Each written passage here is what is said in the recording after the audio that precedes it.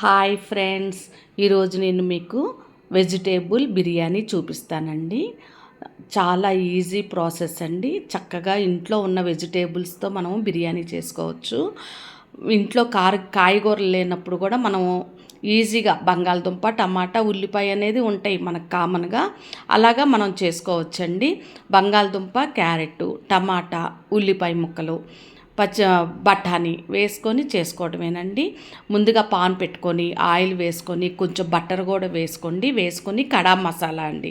కడా మసాలా అంటే షాజీరా, దాల్చిన చెక్క, లవంగము, యాలుక్కాయి, మరాఠీ మొగ్గ ఇవి వేసుకోండి. నా దగ్గర అవే ఉన్నవి. అవి వేసేసుకొని మనం ఇంతాక తరుక్కున్న ఉల్లిపాయ ముక్కలు వేసుకొని కొంచెం బ్రౌనిష్ వచ్చే వరకు వేయించుకోండి.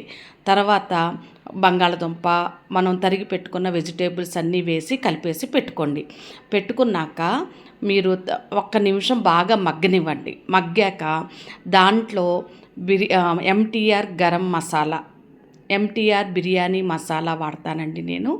అది వేసుకోండి. అది వేసుకున్నాక చిటికుడు పసుపు, చిటికుడు కారము, కొద్దిగా ఉప్పేసి దాన్ని కూడా కొంచెం అల్లం వెల్లుల్లి పేస్ట్ కూడా వేసి బాగా మగ్గనివ్వండి.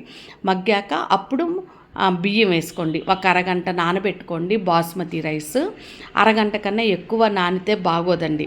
రైస్ ఒక అరగంట నానబెట్టేసుకొని మనం అవి ఒక గ్లాసు బాస్మతి రైస్కి 1.5 నీళ్లు వేసుకోవాలండి. 1కి 2 వేయకండి, మెత్తగా వచ్చేస్తుంది. మనకి పొడి పొడిగా రావాలంటే 1కి 1.5 వేసుకోవాలండి.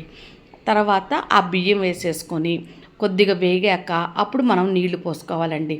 నీళ్లు పోసేసుకొని 3 విజిల్స్ రావాలండి కుక్కర్లో.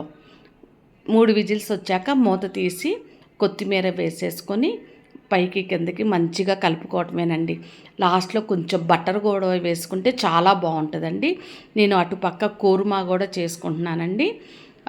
పెరుగు చట్నీ, మాకు కామన్గా ఇవన్నీ మా ఇంట్లో బిర్యానీ అంటే ఈ ఐటమ్స్ అన్నీ ఉండాల్సిందేనండి. ఉంటేనే మా ఇంట్లో బిర్యానీ. మళ్ళీ డ్రింక్ కూడా బ్లాక్ డ్రింక్ ఉండాలండి.